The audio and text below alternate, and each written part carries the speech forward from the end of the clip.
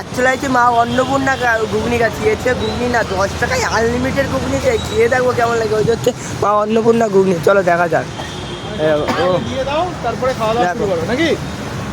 দেখো বাবা আর মুখে ব্যথা হচ্ছে, বাবার কথা বলতে পারছি না। সকাল রুটি 5টা দেন। থেকে হ্যাঁ, যদি সন্ধ্যা 5টা থেকে চেঁচাই, সেই মানুষটা কেমন থাকতে না, পারে বলো? সত্যি। ঠিকঠাক মতো কথাও বলতে পারছি না, কষ্ট হচ্ছে। আচ্ছা। এই হাঁড়ি ঘুগনি হাঁড়ি টেনে নিয়ে আসা, সোনারপুর থেকে আসা, এটা মুখের কথা নয়। দিন টাকা দিন। একদম।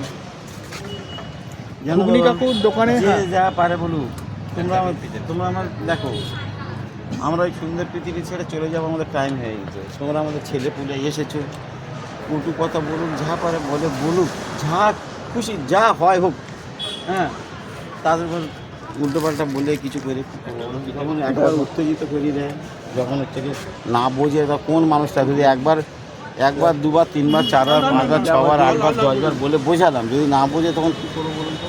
দিন পয়সা দিয়ে যাবো, হ্যাঁ দিন না, টাকা দিয়ে দেবো না, আনিলেও কোনটা করবেন বলুন? দেখো আনলিমিটেড ঘুগনি, বাহ!